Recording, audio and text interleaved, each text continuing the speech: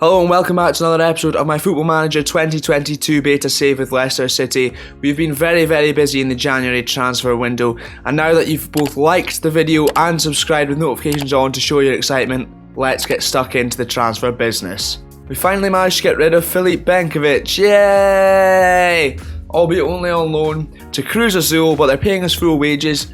It made way for others to come in. Happy with that. Goodbye Filip, he'll probably never be good enough to succeed here. And he used to play for Celtic. Sorry, any Celtic fans watching. I'm not sorry at all.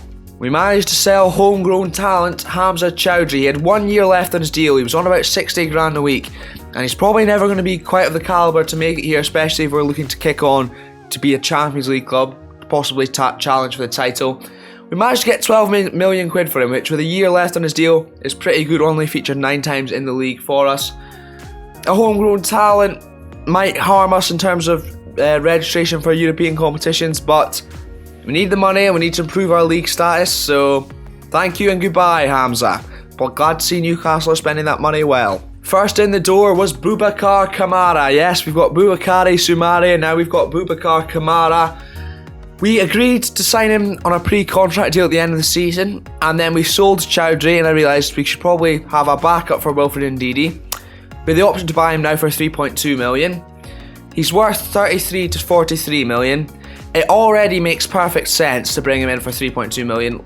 Even for free would have been good at the end of the season. But as backup to Ndidi, he's perfect. He's a little bit younger, still got room to grow. He's already capable, he's got a good work rate on him, great tackling, good marking. Obviously can play centre back too, which helps when you've got to unregister some players for the Euro Cup. He can cover 2 positions, bring him in, perfect, that's absolutely fine. Very good physically, good mentals, he's only going to improve, and for very cheap, I am very happy. Even if he's a terrible signing, we should still be able to sell him on for a pretty decent profit in the future.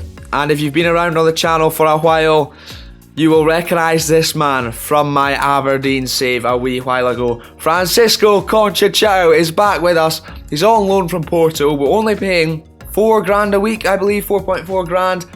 There's some fees in there, not a problem, absolutely fine by me. We need more options out wide, I know that boy can do it. He's obviously only rated 2.5 star by our coach, but he looks a lot better than that. Great dribbling, great technique, he's got pace and flair in abundance. A great option, off the bench, a bit of a tricky player, what we want. I'd like to be able to keep him around after. They wanted a ridiculous fee for a mandatory fee or an optional fee in future in the loan. Not about that. We'll see if we can get him back later on, but if not, a little cameo for 6 months is fine by me. Welcome, Francisco. And this is the big one of the window. You might remember that I had said we maybe need more firepower going forward. Well, Iheanacho is currently at the African Cup of Nations. Jamie Vardy not quite being hitting the heights that we've asked of him this season, and he's of course getting on a bit. We had agreed to sign this player on a pre-contract deal. Selling Hamza Chowdhury now allowed us to get him in the door now. For 9 million we have bought Andrea Bellotti. If you play Football Manager, you'll know all about this man. Italy's second striker behind Ciro Immobile in real life too. A fantastic player, everybody knows him, he is bloody good. 16 finishing, 16 strength, the balance is there.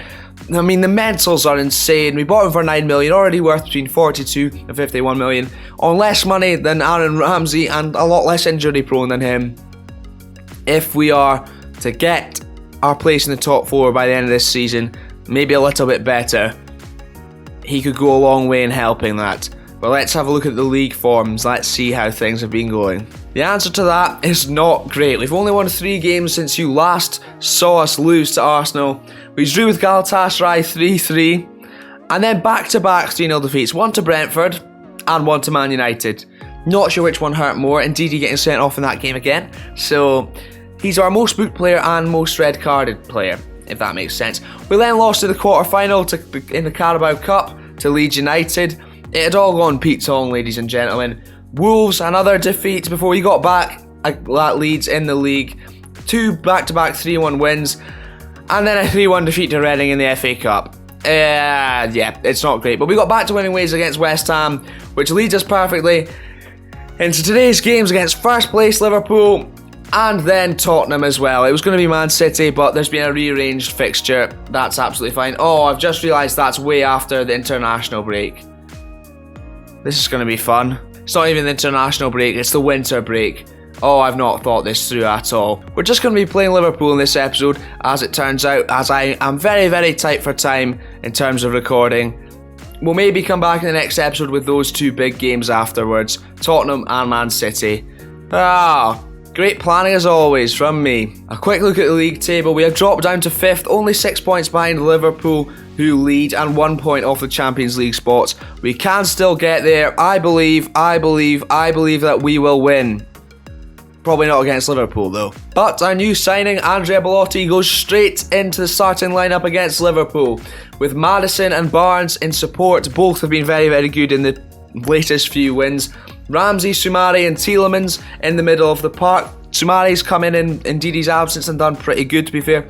James Justin at left back with Pereira on the right. Soyuncu and Fofana with Schmeichel, who had been dropped for Danny Ward, back in claiming his place. Boubacar Kamara and Conceição both on the bench. Jamie Vardy back to fitness. We had some injuries. Tielemans was out for a while. Perez was out. Vardy was out. We lost players to the African Cup of Nations. As you can see, Bertrand out. I believe Luke Thomas just getting back to fitness as well. I'm blaming that for our struggles. Please believe me. I can't remember for the life of me what number Conceição was for us at an Aberdeen save. I think actually maybe he was 20 at one stage. So he's going to get it again. Nostalgia and all that. Could be totally wrong. You've probably got a better memory than I do if you watch that save. But Belotti's 15.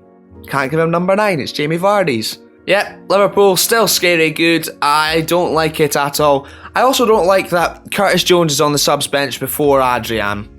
That has upset me greatly. And we are underway at Anfield. Our first highlight on the 10-minute mark. We've lasted longer than we did than the last time we played him, but I don't think it's going to be much longer, as Jordan Henderson finds a wide open Andy Robertson, who puts it in, and Henderson heads over. Thank goodness. Goal scoring not quite his forte. But now I've said that, you know what's going to happen, don't you? Despite having a lot of possession in this game, we really are struggling to create. But still 0-0 so far. I'm not even going to try and change it. We've had a shot, so, you know, that's pretty good. But I'm going to just see if we can get in at half-time 0-0. I will take that all the way to the bank, and now we will try and adjust things. Not a great episode for you, not very entertaining, just the one game as well. But okay results-wise so far. So far being the key words there. I've told them I'm unhappy, I've thrashed my arms a bit, they've responded well. I lied, I'm very happy the fact it's 0-0 at half-time. But that seems to have worked, so good thing they couldn't call my bluff. We're going to go into the second half being a little bit more cautious in our play. We're keeping a lot of the ball, we're not using it very well, so we're going to try and do that a little bit more. We obviously know Liverpool can get in behind, so we're going to drop the defensive line a little bit as well. As you can see, lowering the tempo, just work the ball nicely. We'll fashion the chances, we are keeping the ball, so let's see if it can happen. Belotti changing to a power forward, I was about to say. That's basketball. Miami Heat, by the way, absolutely brilliant. I'm loving it. We're winning the chip. I'm going on record. Pressing forward, not a target forward anymore. That's what I was trying to say. And as the second half gets underway, let's see if those tactical tweaks will come back to haunt us, or perhaps allow us to steal something from this game. Oh no. An Andy Robertson corner goes in, and Virgil van Dijk has headed over. That's all they're doing so far. Fine by me. An hour played.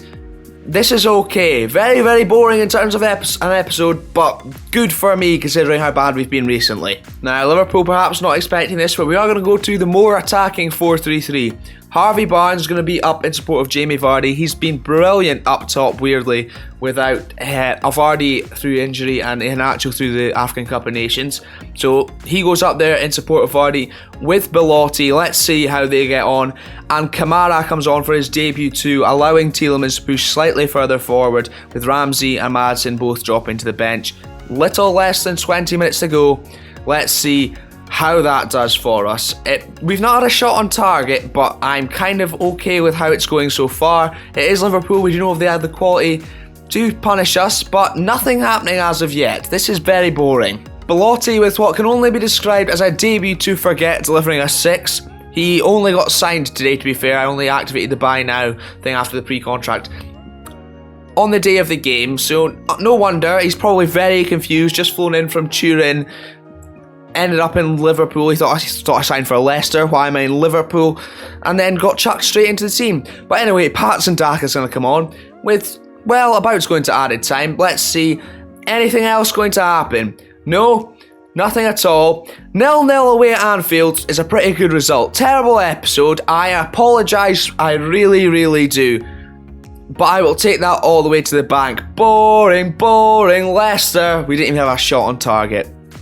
Good result though. Now I am very, very sorry that was just the one game, but that is simply all I have time for today at time of recording. I'm sorry. We'll be back in the next episode with the Tottenham and Man City game immediately after to make up for it, so please do come back for that. Leave a like on the video if you're excited to see that. Subscribe with notifications on so you don't miss out on the next episode, and much, much more, such as experiments, tactics videos, things like that. Thank you very, very much for tuning in. Let me know in the comments down below what you think of the new signings too. I'm pretty happy with them. Don't know if we're done yet, and take care.